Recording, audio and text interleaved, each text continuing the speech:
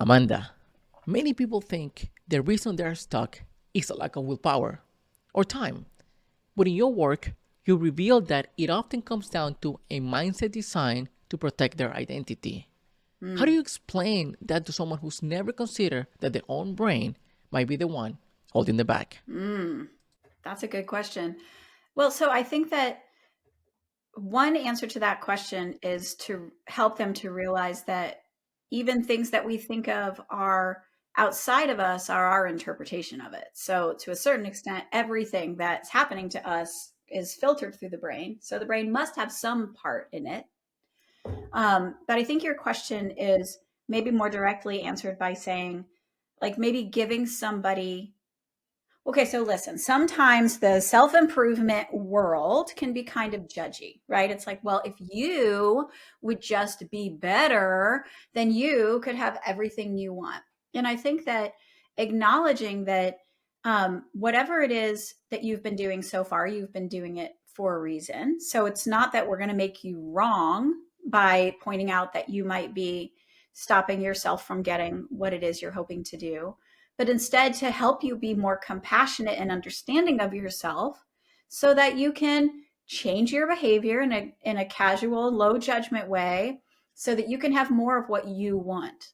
Because very often, I think, because of the way that we were all kind of raised, at least in the US, we go to a compulsory education system where we're graded, we are told we were right or wrong, we're compared to like other people in terms of like you're better than them. There's a very hierarchical kind of black and white way that we talk about people in schools that I think creates in our own selves this sense that if somebody sees us as less than perfect, that we are somehow wrong. And then we defend ourselves against their insight so that we aren't wrong, so that we're not good enough to like do what it is we set out to do. But all of that is a lie anyways. You're good enough because you're here, you're trying, you're doing your best.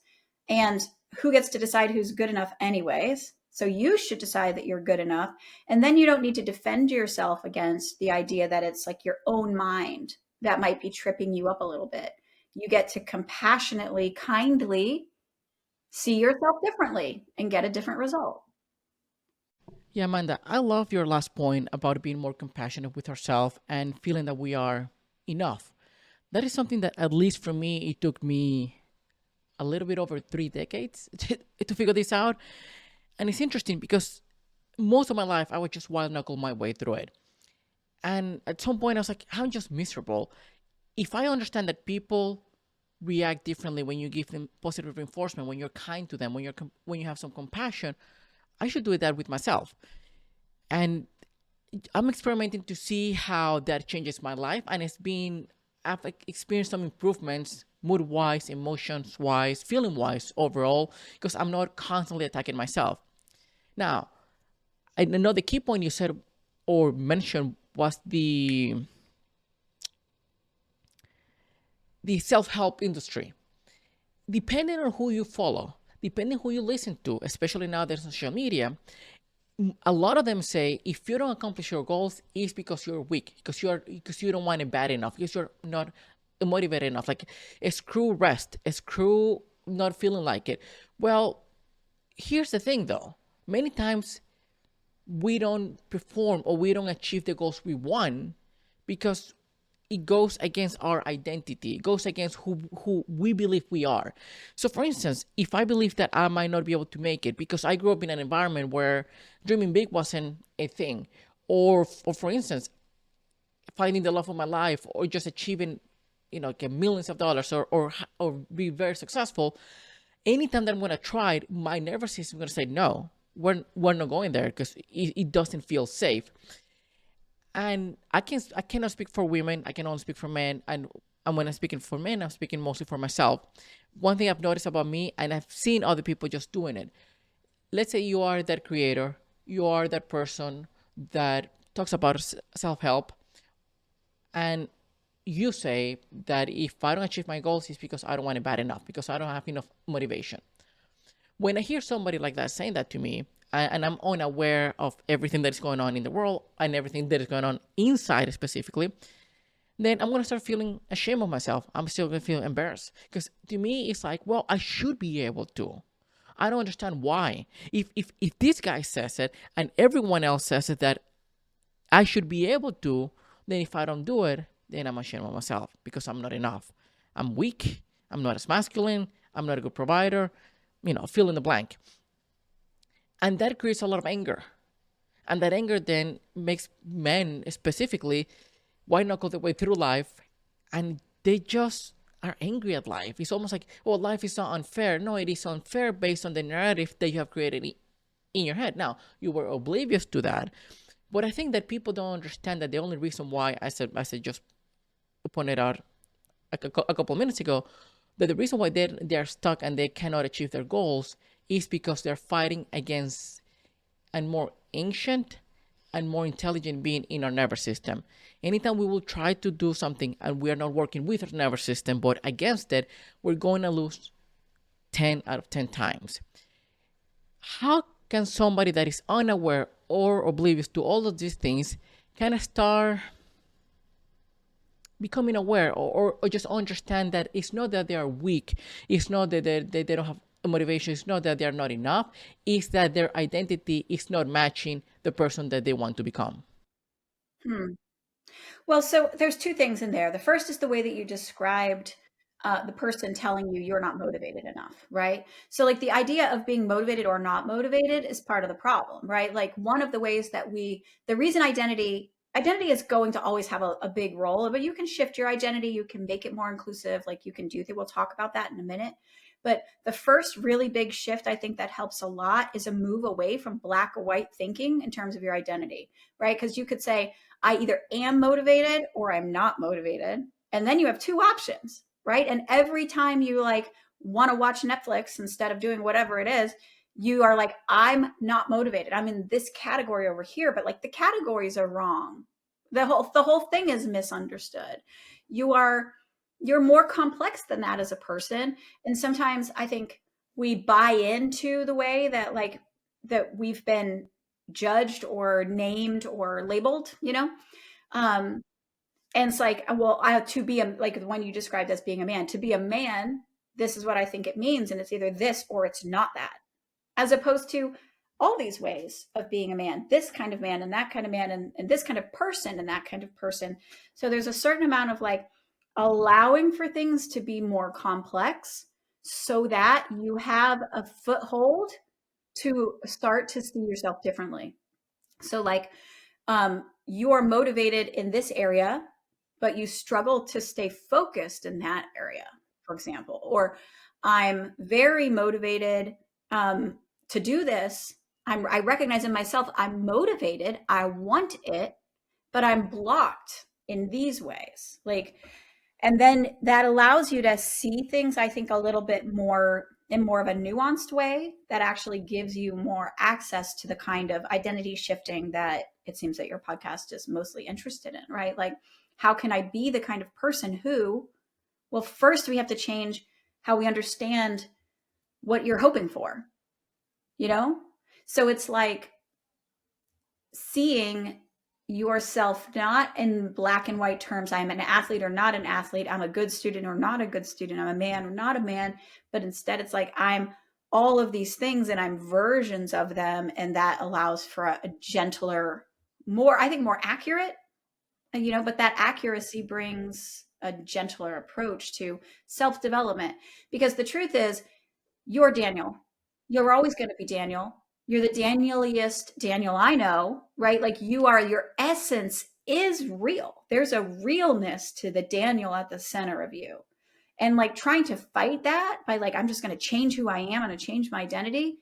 Even that's an aggressive approach to identity development, as opposed to Daniel has lots of facets. I'm just using you as an example. I hope that's Daniel has lots of facets, and each one of those facets could grow in a direction to be more aligned with whatever Daniel's hoping to do, but seeing it as like, okay, I'm going to stop being an introvert and I'm going to be an extrovert because I want to change my identity. It's like, I've never successfully changed myself from an introvert to an extrovert, but I have, in honoring my introversion, been able to be a very easy to get along with, like happy to talk on podcasts, like presenter, speaker, like it hasn't stopped me from doing what I want to do. I didn't have to stop being me to do what I wanted to do. So to a certain extent, it's like how we define the boundaries between who I'm hoping to become and who I am is part of it. Does that make sense? Yes, I believe so. Yes, I think that it makes sense, and I do agree a lot with your point of black and white thinking. I feel that nowadays in society has double and tripled down into that behavior or to that belief. You see it everywhere. You're either with me or you're against me. You see the left against the right, men against women, this against that. And to me, I don't understand. To me, it's like we are in the biggest gray area in the world. And yet, seems like people don't want to be there. People have identified themselves with one extreme. And when you're in the black and white thinking, you're just it's almost like you cannot see the world of possibilities. You either say, okay, this is either good or bad. And I don't know. I believe, or I've come to realize, I guess, that people are not really victims of circumstances. People like to say, well, it's because of the government, it's because of the economy, it's because of my parents, it's because of my childhood, it's because of my upbringing, it's because of my trauma, da da da da. And all the stories always blaming somebody else. It's just the circumstances. But I think that people are stuck because, or they are victims of the stories that they believe, the identities that they protect, and the realities that they don't realize that they are consciously creating. Because at the end of the day, and this is just this kind of on a personal note, to me, I believe that we are the architects of our own reality. It's almost like if you believe that you're an introvert or an extrovert, or you are somebody who's successful or not, your brain will find that evidence to support that. Because to me, our brains are the biggest or the maybe the greatest evidence seeking machines. Anything that you believe in, your brain's going to say, okay, let's go and find proof to it. It's almost like our own personal Google search in our head. Whatever we type in terms of our belief, that's what it's gonna that's what it's gonna look for. And if your belief, your identity goes against what you're trying to accomplish, then you're just going to perceive that as something that it might not happen to you. So what do you think are some of the early signs that a subconscious identity conflict is at play? When somebody feels like, well, there's a cognitive dissonance between what I want and what I believe, and that conflict is not letting me move forward. Yeah, it's a good question. So I think that very often we hold some kind of, so a good example is when you want to do something and you're not doing it. Like that's like the number one sign that you've got an identity block, especially if what you're worried about, keys to this particular mental block are that you say you want to do it and you're not doing it. And you're worried, you don't want to tell everybody you're doing it. That's a good sign because you believe that people will like reject you or have even just an opinion about it. That's a good sign that it's related to your identity. As is like if you start to feel like people like me don't do things like this, that's the classic line for it, where it's like, I just don't think I'm the kind of person who can like, or would, or people would be surprised. Like if you have a lot of opinions about how people would perceive you if you do those things, then you probably have an identity block at play. Yeah, that one, I think that's one of the biggest ones. The one that people like me don't achieve this, or people like me don't do that. And even if the language is not like that, even if those people don't say it with those exact words, the way that they refer to themselves, the way that they talk about themselves, or just talk about life in general, you can see how they believe that by doing that, it goes against their internal belief of who I am.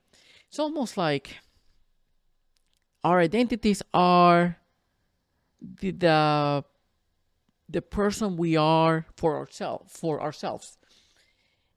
And if I try something different, then I feel that I'm betraying myself. I feel like a traitor. I'm feeling that I'm faking it. I'm going against my essence, so to speak. So for instance, if I feel that there's a certain level of success that I can hit, let's say there's some people say I won't be able to make more than $80,000 a year or whatnot. And then you start looking for jobs and you see jobs that paid 100, 200, or and you could qualify for those. Even you trying to apply for them, you will feel that no, this is not for me because people like me don't achieve that. And even if they tried, for them it's like, no, but that's not me. I'm faking it. I guess a lot of imposter syndrome comes from that as well. And one of the things I love about your talk is that you said that we protect our identities because they were hard won. It's just who we are. And what people don't understand, I think, is when that person who's talking, that person who's claiming or just responding to that in an emotional way, that's not your adult self. That's your 5-year-old self, 10-year-old self, maybe 12-year-old self that is responding in a way to protect himself or herself. That that behavior was created in a way to keep you safe. And I guess the best example I can give people to sort of understand what I'm trying to say, because it might be a little bit deeper than I intended to. Let's say that at 5-year-old you threw a temper tantrum because you were hungry, because you needed comfort, because you felt lonely, right? That was your body and your brain just creating a behavior to keep you safe. But if you do it now at the age of 20, 30, 40, or 50, well, that's not helpful anymore. But what you need to understand that that's not you having the behavior. It's your inner child having the behavior with an outdated behavior that we don't realize. So a lot of these things are outdated behaviors, outdated beliefs that were created initially for a reason. And it's not, and we shouldn't feel ashamed of that, in a sense that, well, like I behave like a childish, or just I became overly jealous, or just I yell for no reason. No, that behavior was justifiable in the past. Now it's not, but you were unaware of it. You were oblivious to what's happening. That served its purpose back in the day. Now, not so much. And I think that's, once again, it's also hard to evolve in identity because, as you said in your talk, some of them are hard won. How can somebody begin to reshape their identity without feeling like they're betraying themselves, without feeling like they're a traitor to who they have been for most of their lives? Mm-hmm. Yeah. So there's two things. One is, I think, like, recognizing one of the reasons that people resist being told, like, sometimes we're telling ourselves and that's different, but other people want to say, like, well, you're doing this because you're afraid. No one wants to be told that they're doing something because they're afraid, and they become defensive, right? They're like, you don't get to tell me who I am. I'm telling you who I am, right? And then what are they going to tell you other than what they already know about themselves, right? Like, this is just who I am. I'm just not like, I've had many people say to me, I'm just not like you, Amanda. I'm just not the kind of person who, like, is going to go get a PhD or whatever. And I'm like, that's fine. You don't have to be me, because you aren't me trying to do what I'm trying to do. You're you trying to do what you're trying to do. So to a certain extent, there's this, like what we were talking about with the self-help industry being kind of judgy. Like, we sometimes just fall into that, and with the best of intentions, and we try to just tell people about themselves. But the truth is, this is always going to be a journey of personal understanding, of personal, like, exploration. And we have to be willing to do that, which means that we have to recognize to a certain extent that, like, we don't have to change who we are to be okay. And I know that the point of the podcast is you can change who you are, and you can. But I always say this to my clients: your life and you are perfect just as you are. And you can change it if you want to. because that's a stance we can work with. You have to calm that nervous system down and stop making it feel like life or death. Be different or you're done. That's not going to work. It just isn't. You've got like, if you do have a little scared 7-year-old inside of you and you're saying, fix yourself, that 7-year-old's going to freak the fuck out. Sorry, can I say? No, you're good. You're good. It's all good here. It's all good here. Sorry. Yeah, I love it. I love it. I love it. Okay, Love it. Okay, good. Like, that's just not like, so instead saying, using words like, instead of changing your identity, it's like shaping your identity. So then the question becomes, how do you like shape your identity? Well, one of the things that we talk about these as competing commitments. That's one of the terms in psychology we use to describe these moments of identity friction, I think you called it. So like, let's say that you decide that you want to start like a side hustle and you're going to be like a freelance writer, videographer, or whatever. And you're going to reach out to people and you're going to ask them if they would like for you to make their video or whatever. But you have this belief about yourself, this part of your identity, because identity exists in pieces, right? It's like a disco ball. Each like facet is a part of you. You've got a part that's like the athletic part or not, the creative part or not, the writer, the math person, the salesperson, the whatever, like all these different parts. And you have some of those parts you don't really care that much about. Like, I don't really have a big opinion about whether I'm a spelunker or not, right? But I probably have that part. But I care a lot. There are parts that you privilege because they feel core to how you understand yourself. And so, like, I think of myself as a very understanding and compassionate person who invites people and doesn't push, right? Whether that's true or not, it's how I perceive myself. It's how I want to be. It's what I strive to be. It's who I think of myself as, right? I am heart-centered. I'm trying to help. So if you go to do something that for some reason you're like having a really hard time getting through and you realize, oh, it's in conflict with my heart-centered helper type, then you won't do it because your identity it's something very important to you. And it is important, actually. Your mental health relies upon you being a coherent person. And that's why adolescence was so hard. We all hated it so much because suddenly we were incoherent. We acted this way there and that way over there, and like a different person here and a different person with that guy. And like, we worked really hard. This is the hard one part, to piece ourselves back together into a version of ourselves that we understood. So when we ask ourselves to do something in conflict with an important part of our identity, we come up against it and it's like a block. It's just like, it's not going to happen. You can kind of brute force your way through it, but it's extremely uncomfortable. And you kind of hate yourself because you feel like I'm betraying myself, right? So in order to resolve that block, first of all, you have to become aware of it. This is the thing.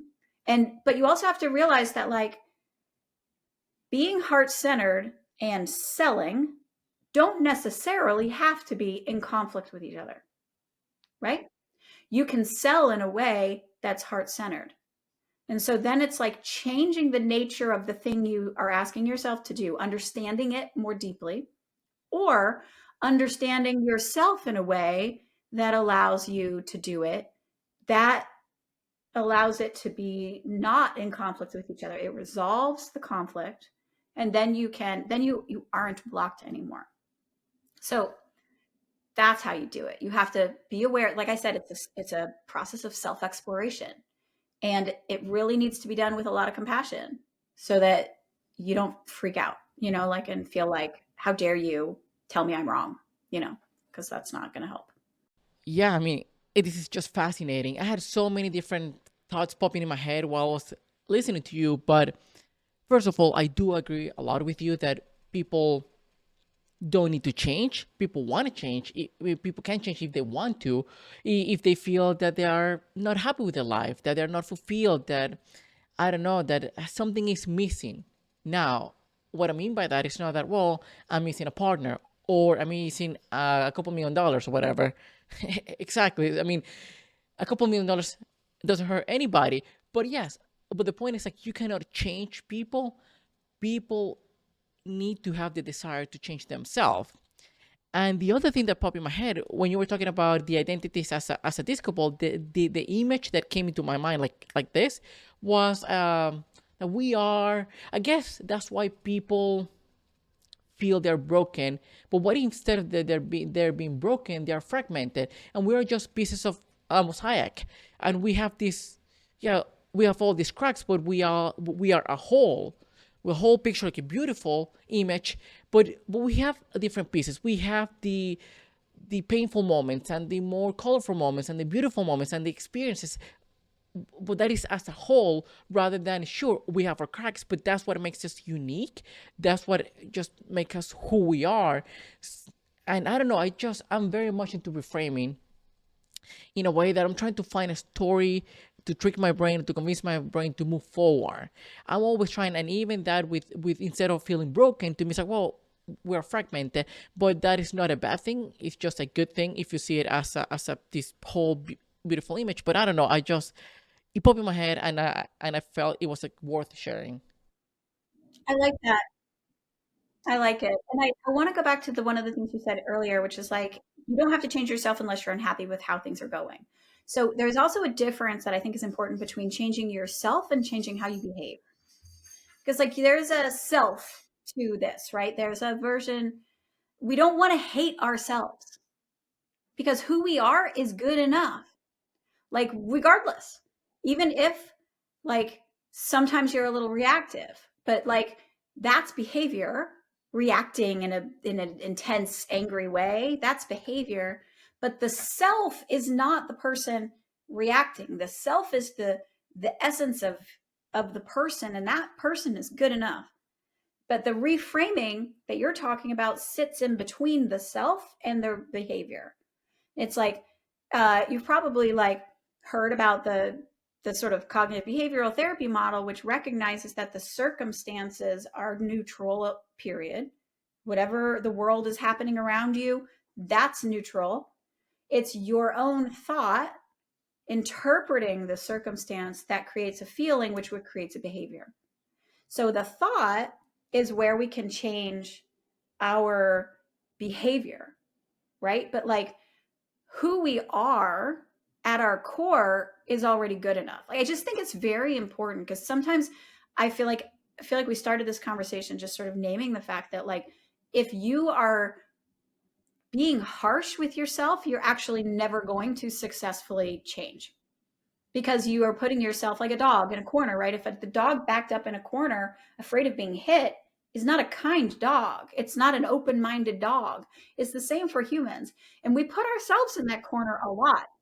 And I've done it to myself. Amanda, why are you being so, why are you so lazy? Why aren't you nicer? Like whatever it is, like I'm like, and I've just noticed that's not the mindset that brings up reframing. Yeah.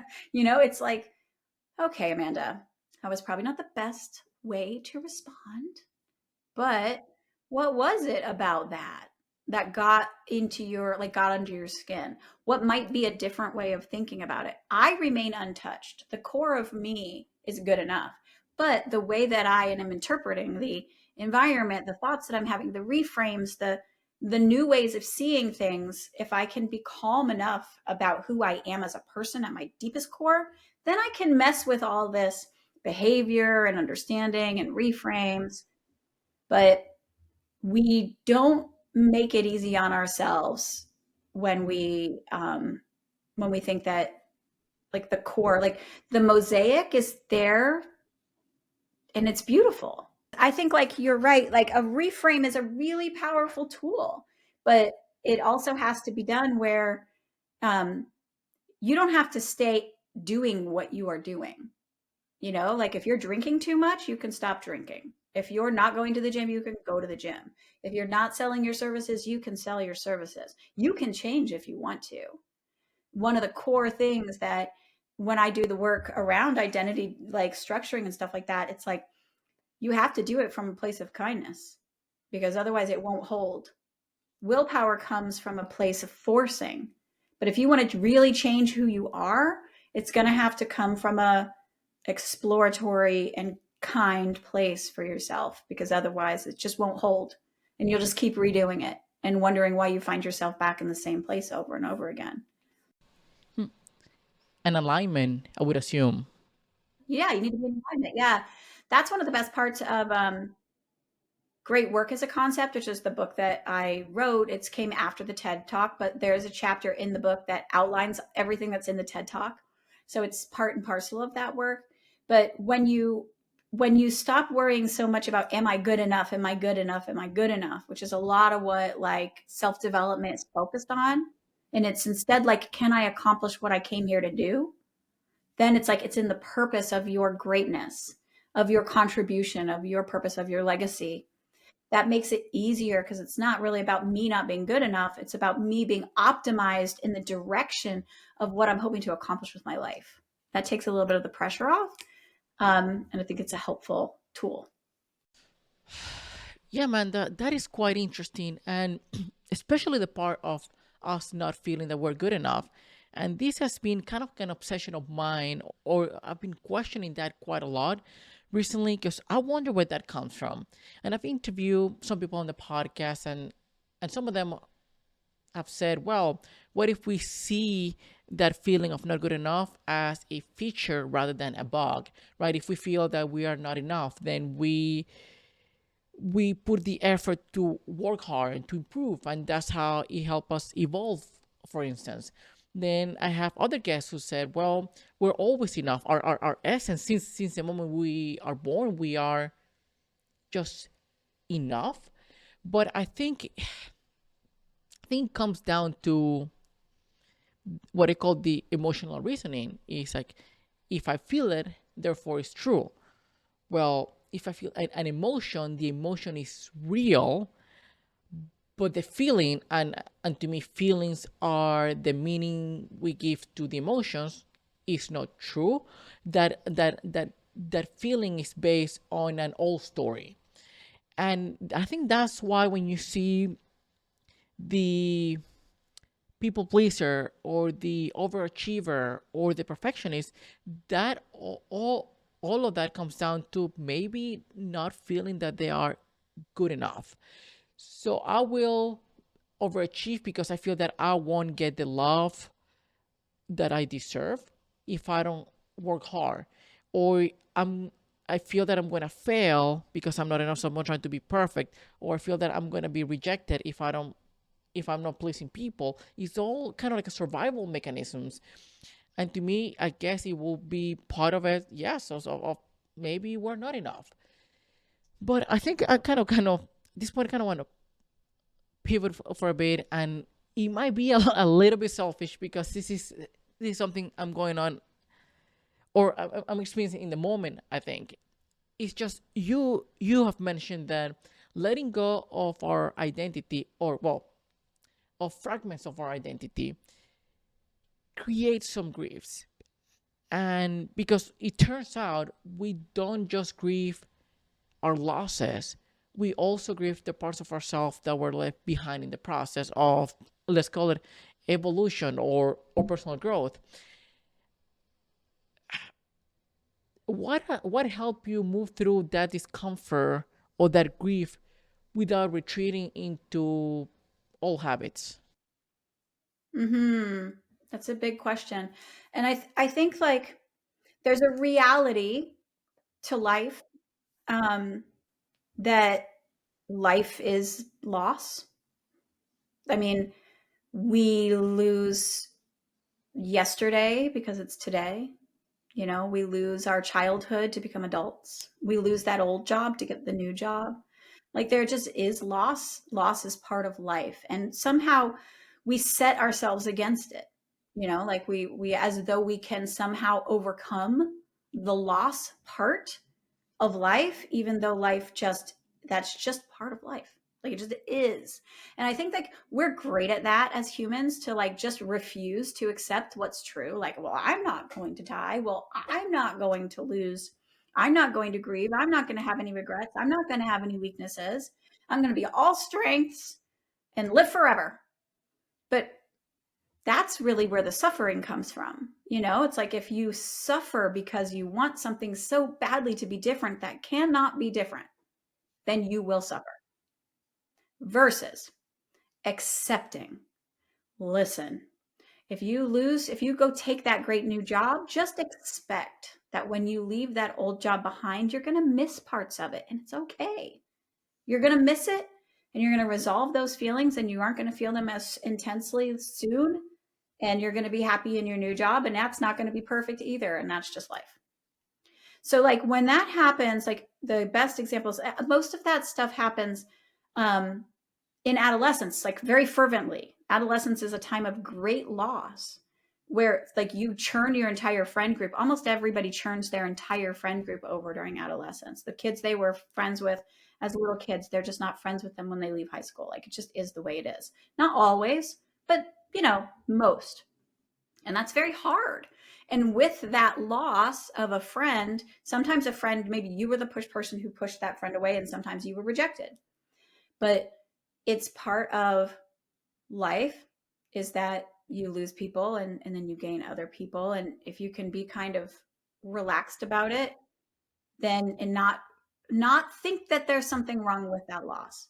It happens in adulthood too, though. Sometimes, like if you get fired from a job, lots of people feel really rejected and like that proof that they're not good enough because they got fired from this job. And it's such an incredible loss. And you get through it faster if you say, I am grieving the loss of that part of my identity, and let it happen. We know that our feelings don't last forever.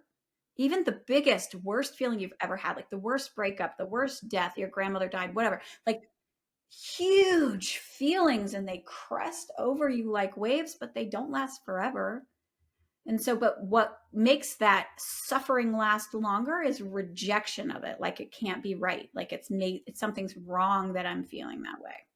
So acceptance is a big part of allowing the parts of you to fall away. Another part that makes the suffering less is to resolve whatever the competing commitment is at the center of it. One of the things that happens a lot is like I grew up in Ohio in a very poor farming town. And we were the poorest of the poor people. Like we were super duper broke, just as broke as a person can get in Ohio. And a lot of my mom's friends and my dad's people, like nobody was going to college. Nobody was going to, certainly no one was getting a PhD. And I was very uncomfortable with what it would mean if I became the person who went to college, got a master's, and got a PhD. This is good stuff. Everybody was so proud of me.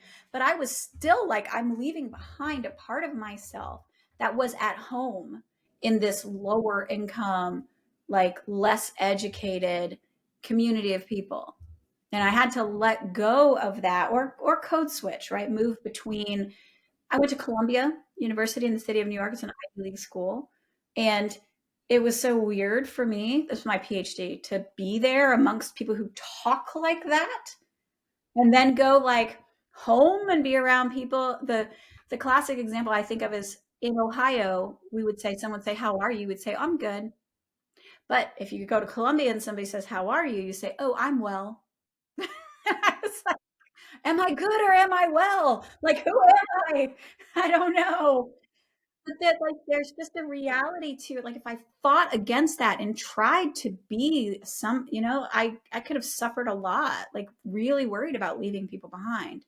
But instead what I had to do was find a way to resolve and be the person I was in Ohio and the person I was in Columbia inside the same person, and say like, I've always been both of these people, interested in big questions, wanting to be surrounded by big thinkers, lots of opportunity, and I'm doing it for those people so that I can bring back this insight so that we don't have to suffer so much when we're, in this country. If you don't have resources, you suffer a lot. How can we fix that? And that allowed me to be in both places, and it built a bridge between them so that I could be comfortable in both places. But if I'd fought it and like pretended like I shouldn't even care about all those poor people back in Ohio, I should just be in this new environment, that wasn't going to work for me. I wasn't accepting what was true. So I think it's like really knowing yourself and watching yourself and trying to understand and be kind and build this cohesive and inclusive identity that it can include all the different parts of you. That's helpful. As is that vision. I'm going to bring this insight back and make things better. Then it doesn't have to always be about me. It's kind of frustrating to always be thinking about me.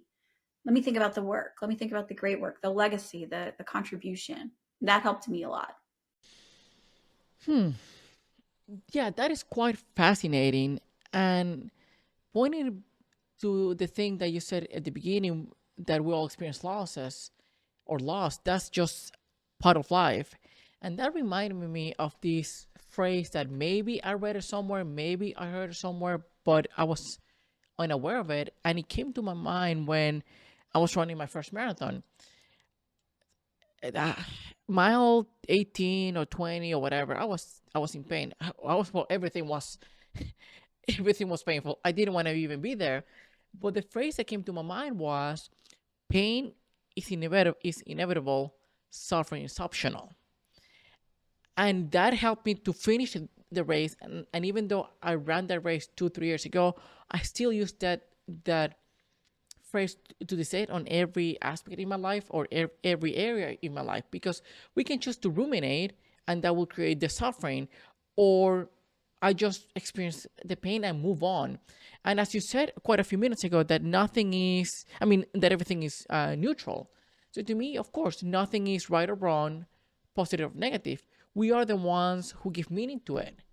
And if we give a negative meaning to an experience or to an event, they will ruminate. They will create a suffering. Because to me, at the end of the day, suffering is a matter of perspective. And I guess that's what I've been trying to sort of, I don't know, trick my brain, or create like a safe space, and changing the way that I frame things, or the way that I give meaning to things. And I guess to give a little bit of context of what I'm trying to, or what I'm talking about is, I grew up in an environment where I was dismissed a lot. I was ignored, I was mocked, I was bullied, I used to stutter a lot. So it was my my younger self learned how to be invisible, how to play small, how to blend in, because it was safe. Just I'd rather stay in a corner in a room, and not be seen by anybody, because I cannot process the shame or the embarrassment or the rejection from other people. And I guess to me, I stayed quiet to avoid judgment. Over time, that silence became a story, and the story eventually became my identity. Now, I feel that nowadays I'm trying to, with a podcast, I'm trying to deliver a message. I feel that I'm meant to become someone who has insights or wisdom, or knowledge, or anything, but I have to be seen. But my younger self, or my identity, for so many years has been, no, we don't want to be seen. It is scary. It's terrifying. And the way that I kind of describe this process is like, let's say that my current self here now, the one that kept me safe, the one that learned how to survive, the one who learned how to keep people happy, is standing right here, and my future self is just beyond the doorway, kind of calling at me or just waving at me, and my current self is just blinking into the light, kind of thinking, wait, am I having a meltdown? And my current self have to make a decision. Do we stay in the familiar, where we're not being, when we played small, when we just become invisible, or do we step into the unknown, into the person that we want to become, or maybe we were meant to become? And it's so weird, because you feel this internal storm, what I was calling, when we were talking off cameras about, to me, I call it identity friction. It's this storm inside of me that feels that it's going to break me. So am I losing myself? And the way that I've sort of trying to reframe and change the way I look at it, in terms of how I feel about it, I kind of change my brain biochemistry, is that, well, what if this storm that I feel inside is not meant to break me, but it's meant to clear the path, so I can become the person that I'm meant to become? But when it comes to the identity, I'm in this current identity where is the guy who plays small, the guy who doesn't want to be seen. And here is the person who I need to become, who is a podcaster, who might be a speaker or coach, or just anything that I want to accomplish in life is here. But I cannot jump from one point to another one if I don't create a strong foundation here. So and identity is so important to us. It just is what makes us human to a point that if we don't like the identity we have, we're willing to sacrifice our life because it's too painful. Those people who feel that they are not enough, that they are losers, that they are worthless, that they hate their lives and life has no meaning, they're willing to kill themselves because living in this identity is so painful that I cannot go through that suffering. So what I've been trying to do is create this familiar foundation or this familiar environment, so my old self or my current self is ready to move forward and adopt this new identity. But what I will say about that is that the way that I'm doing it, I guess, is I think to myself, okay, what would he do? What would my future self do? And I start applying those small actions. So I created enough of familiarity. So by the time I'm ready, I can step into that new identity without so much rejection or so much pushback from my nervous system, because I'm trying to work with it rather than against it. Yeah, that is so smart. And I think what you're describing is a really important part of any mindset block, actually. Like sometimes when you're self-reflective like you are, like when you're thinking so much about your own thinking, sometimes we feel like we can think our way out of problems. But the truth is that we actually have to live our way out of them almost always. Our nervous system in particular doesn't really respond so well. Like you can think your way to a calmer nervous system, but it is a lot faster to live your way to a calmer nervous system is what I'm trying to say. So That's exactly where I'm struggling. yeah, exactly. So it's like, how do you create an experience where you do something differently and then you find out it's okay? So if you're like, I really have my whole life have practiced, just think of it as like, neuroplasticity, right? You know how the brain works, it grows like, okay.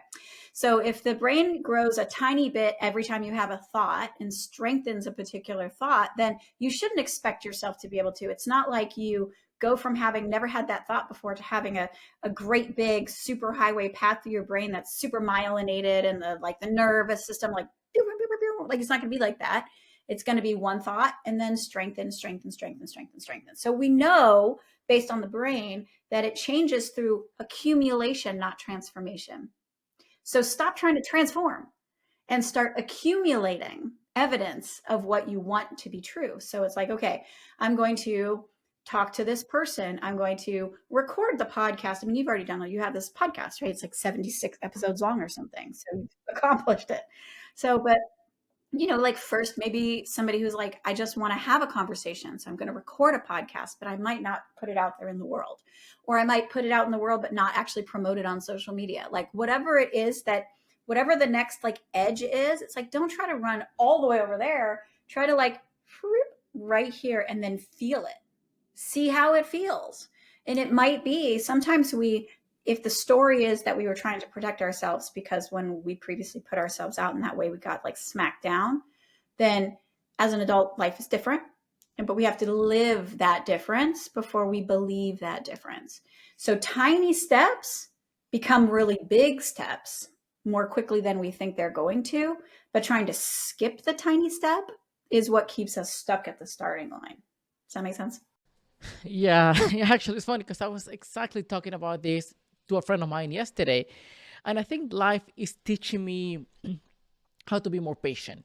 Because when I do anything, I want to go from step 1 to step 10 or 20. And it's hard. It just doesn't happen. And as you said, it's just having those small steps day by day. But many times, if you're trying to see the progress from day 1 to day 2, or from day 2 to day 3, you can't see anything.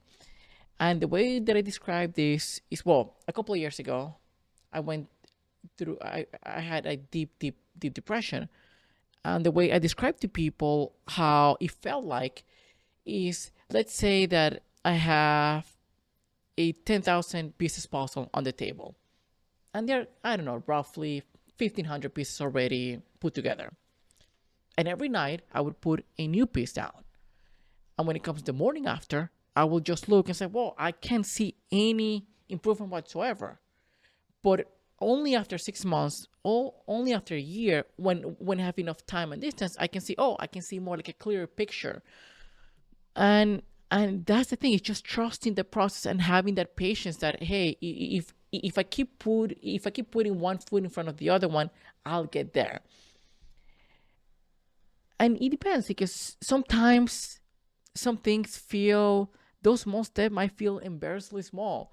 And just to give an example, I guess it was kind of similar to yours. I have a friend of mine who wanted to run his first half marathon. And this guy didn't run at all, like zero. And what he was doing is, okay, let me reverse engineer the person who is running the half marathon and the person who I am now, and let me see what my next step is. And this happens to whether who you want to become or what you want to achieve. Is just, okay, what is my next step? In his case was, well, I'm probably gonna go to the gym and walk 2 miles. And that slowly but surely got him to run his first half. But it's just applying that once again, whether you want to accomplish something, like having a goal. In your case was the triathlon and then a half marathon. For other ones is, how do I become a better version of me, or just a newer version, or how do I accomplish a job? Is, okay, I have that one, let me just bring it back and see. And having that patience of taking those small steps and not feel ashamed of how small they are. And by the way, I've been sort of a victim of that. I'm somebody who used to feel embarrassed for how small the steps were. And I started developing some self-compassion. Say, hey, it's okay. We don't have to be great at it right from the get-go. And I think it's partially is about understanding that if we're trying to go from step 1 to step 10, we might spend 6 months, a year trying to just take that big jump, and it's not going to happen. But because we're going, as you said, we're going from our comfort zone to our danger zone. So what you were describing is just going into the stretch zone, is slowly expanding. So by the time a year passed, we can look back and say, holy crap, I'm a whole different person. And I don't know, I wonder what if that part of ourselves is not ready to let go. For instance, it could be the ego saying, no, we're staying here, it's safe here, it's dangerous out there. But also it could be the grief that we're talking about, that we feel that comfort, we want to protect that current version of us, whether it's our inner child that we are protecting or he's protecting us. And it feels so familiar. It feels like, I love this part of me, I don't want to let go. And it's trusting that, hey, you're not losing that person, that part of you is not fully dying, you're just handing the wheel to your future self, I guess.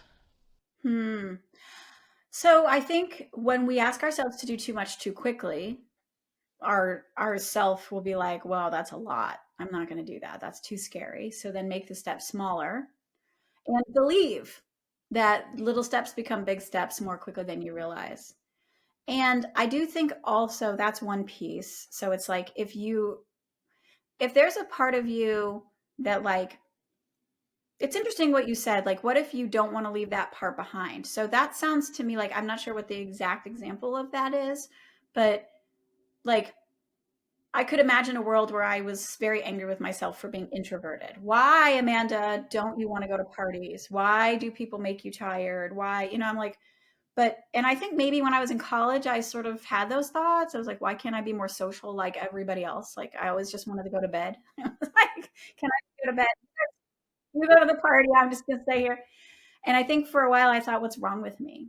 But then I was like, I'm going to go to the party. And I'd be like, I don't want to. You know what? And for a while, maybe I forced myself to go to the party, and I was so unhappy because it just wasn't right for me. And so, like, if that's happening, maybe just love the part of you that doesn't want to go to the party and ask, what is it about going to the party that you think you're going to miss out on? And then you realize, well, I don't want to be left behind by my friends, and I don't want my friends to think that I'm lame, and I don't want to miss out on like all the bonding.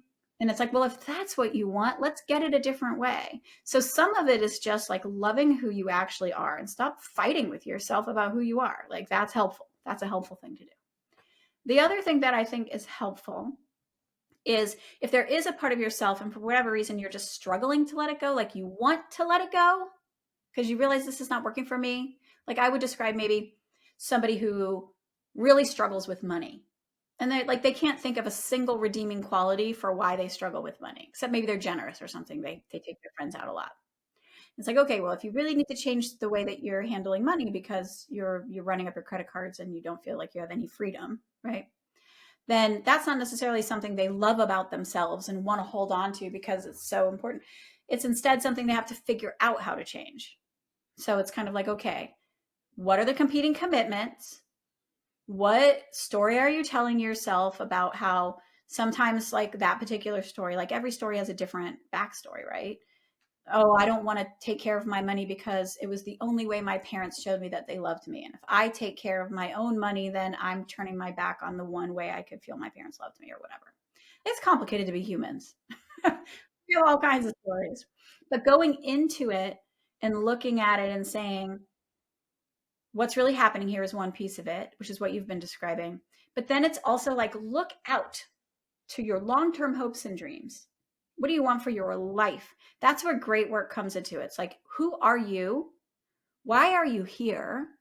What are you doing with your one wild and precious life? And is it worth it to you in the service of that for you to like, suddenly you're willing to be uncomfortable in ways that you weren't willing to be uncomfortable just for yourself in the vacuum? I just want to be a better person. What are you hoping to accomplish? Who are you trying to help? What's the issue? What's the art form?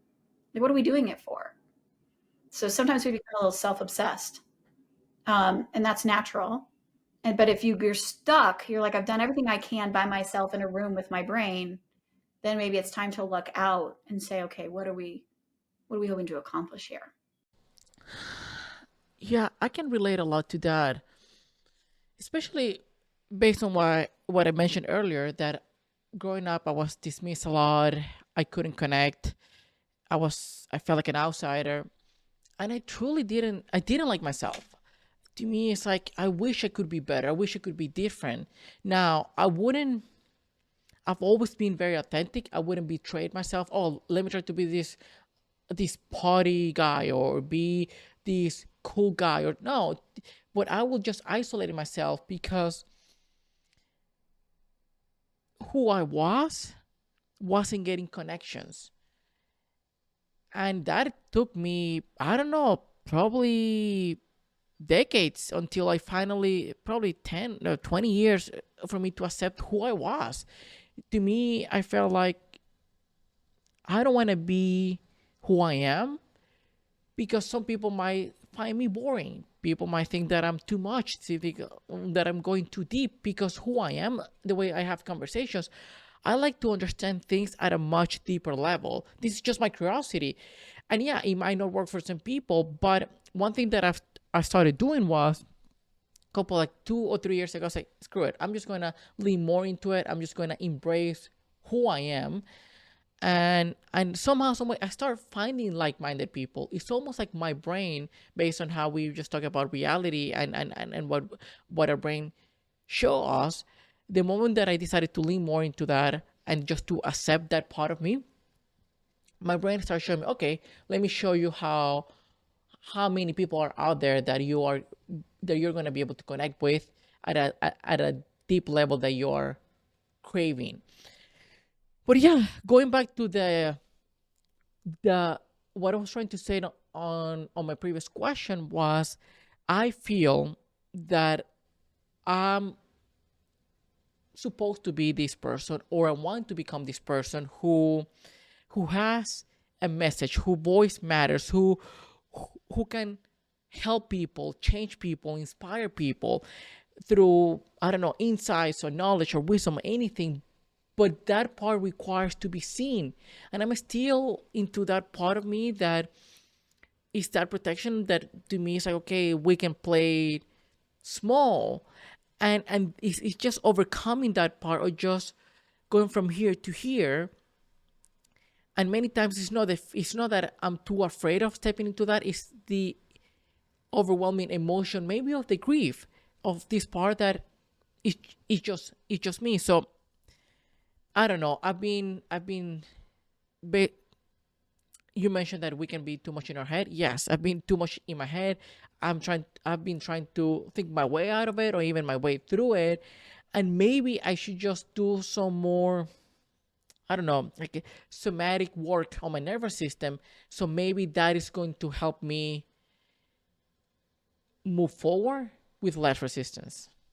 Yeah. Well, I think that's such a good example too. Like, and I think like there's a way that we understand ourselves, like because of all this like good enough programming that we get from school and people and whatever, that honestly the best thing we can do is just reject it, right? Like I'm no longer sitting at the table trying to negotiate whether I'm good enough. I'm going to get up and walk away from the table because otherwise all you are is endlessly turning the table, right? Like I'm good enough, I'm not good enough, I'm just who needs all that? No one. But there is something about like when we're stuck in that, we can kind of we're endlessly trying to convince ourselves like I'm not too much. For some people, I'm not too much, and if it's okay if I'm too much for other people, and we're like stuck in that. But actually, I think the biggest one of the things that I think help, like I work a lot with clients, coaching them to do their great work, and one of the things that I think I do naturally that is very beneficial because I've seen they've come back and told me is I'm like, we're not here trying to prove that you're like getting to base camp one. We're here proving that like when you talk, Daniel, and you're so passionate and you're so interested, I'm like totally following along and like I'm enjoying the way that your mind jumps around and that mosaic, like I'm going to think about that later. Like you're not here like just barely being not too much. Like I want you to be more. Like I want all the Daniel, right? Like the way that you go about, the way we all go about actually shining our light in a way that can change the world is by being the youiest you can be, getting lit up, shining like from within you for the passion of the things that you say. And if you're only getting a trickle of people coming towards you right now that are like, wow, I love everything about what you're saying, that you need to shine your brighter, not less. And so it's like a little bit of it is like, believe when you hear somebody telling you like, no, this isn't like, I guess it's okay. It's like, wow, you like really care about this stuff. Like you ask good questions. You're like that thing you're describing as like all over the place is actually just a very associative mind. Like that's where innovation comes from. That's what creativity is. So it's more about like maybe your inner child or whatever needs to be told like little kids sometimes they're they hide because they just don't want to be rejected, but they will run towards acceptance. And it's like maybe it just needs to hear that like this thing that you think might be just barely good enough to pass in the real world is actually like when you let it go, it's going to open all the doors. Like maybe it needs the magnet, not the negotiation. Does that make sense?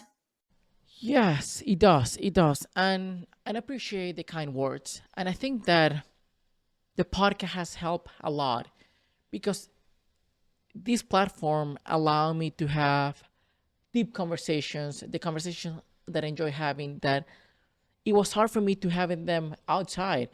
I guess people have been conditioned maybe by society, I don't know, just to have a small talk or just surface level conversations.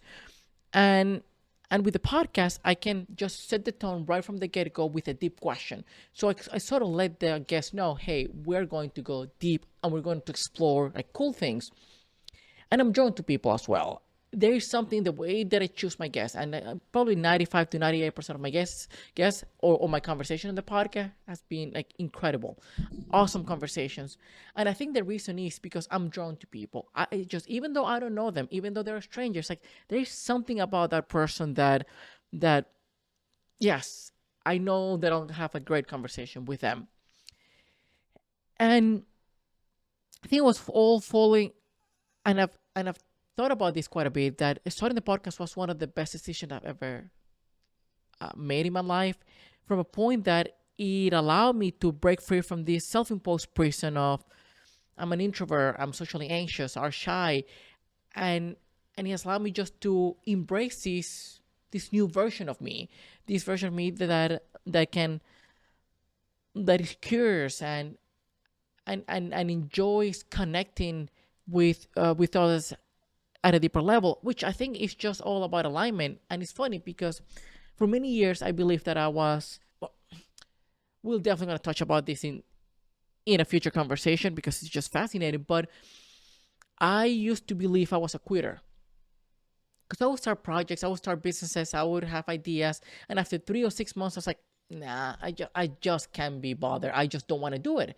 And I felt, oh, I don't have what it takes. But with the podcast, that is a lot harder and a lot more time consuming, I feel alive. It's just something that it just fills me up, even though that I don't have the sort of benefits from a growth or financially. I haven't experienced that, and yet it comes easy to me because it's aligned. Yeah, I can tell. It's obvious. Yeah, Amanda, I can literally talk for another hour or two. It happens with every guest to me. It's like, oh, why can these people just all live in Austin so I can just have conversation with them on a weekly We'll have to basis? have a But conference to yeah, I bring mean, all those people to you. that might be a good idea. Just bring it all here. But I've interviewed some people in Africa, some people in New Zealand, so I'll have to figure out the logistics. But as a closing Mhm. question, if somebody listening feels stuck in a pattern, not following through, not showing up the way that they want to, and this is not about what I think society wants for me, but what I want for myself. What's one belief they might be holding on to that is finally time to question? Well, I think that the okay, I'm going to answer it. So first of all, I would say go watch the TEDx talk for 3 reasons why that might be happening. But for the sake of this conversation, I think that the focus on like believing that you have great work inside of you and that the work that you are called to do is important and could change the world and could make you happier, and believing, because sometimes people come to me and they're like, I can't do it, I can't do it, I can't do it. Great work is one of the first things we push to the side because we're afraid of it. What if we can't do it? Well, I'm just here to tell you that you can do it. That there, if you're being called to something from the inside yourself, then it's meant to change you. It's meant to grow you. It's meant to impact the world. And so believe in that first, and then all these other conversations that feel like they've got you blocked start to resolve themselves, or maybe they don't resolve. It's not like it's easy, but it points a path forward for you when you're in pursuit of your great work. Yeah, I love that. And I've watched your TEDx talk like 3 times. You are hilarious. And I really, really enjoyed that talk. And definitely I'm gonna put those links on the episode. And I think it's all about, trusting or believing ourselves that we are meant for Yes, more. you're meant for something. Yeah, you're meant for your great work. And you might have your inner chatter, your ego, your You self-doubt will. there, but Yeah. just keep going. And I think I've mentioned in this podcast before that starting the podcast was or has been one of the best decisions I've ever made in my life, or the one that have given me Yeah. the most amount of growth. And it's not about the podcast per se, but it's because I follow my intuition, and that allowed me to trust myself more and to trust that intuition and keep sort of moving forward. Yeah, Amanda, as I said, I love having this conversation with you. I definitely have to bring you back because there's so much more to talk about. But where can people find you? work with you, buy your book, anything. I appreciate that. So the second edition of Great Work, which has everything the first edition had, including the Great Work method and how to do less and mindset block, like from the TEDx talk, but it also includes a chapter on collaboration about how can we do this work with other people, because it's one thing to get your own head sorted. How do we do this with others? That's in the second edition. It comes out June 10th, so it'll probably be out by the time this podcast comes out, I would guess. Um, and so I would say go read that book. And if one of the things that you talked about earlier that I thought was really meaningful was that feeling of like I'm working, and I don't feel like I'm making any difference. So one of the tools I have for that is the Great Work Journal, which is it's just like a time management system. It helps to make that progress visible to you. It can be really helpful when you feel like you're stuck and not making any progress. It will show you that you are. So those are two important tools that I would say are great to start with. You can find links to buy them directly from me on my website, which is amandacrowell.com, which you can put in the show notes. And I also have a podcast called Unleashing Your Great Work. So if you're very into podcasts, like hop on over there and listen to a few episodes. And then I would just say, like, reach out. I have classes that I do that are free once a month, the Great Work Series classes. Like, just come hang out. Let's talk. Like, let's see what's going on. And I'll obviously guide you from there. But the book and the journal and the classes are a great place to start. Awesome. I'll add all of those to the show notes and YouTube description. And yes, Amanda, I love your work, and I think that people don't realize that what your work can do for them, because you work at a very root level. When people realize that their identity itself is what has been holding them back, once they change that, everything just gets better and changes kind of radically. And that's why we're so excited to talk to you, and that's why I'm gonna bring you back in the future. So once again, thank you so much for Thank coming on the you. podcast. It was This a was a wonderful great conversation. conversation, Daniel. Thank you.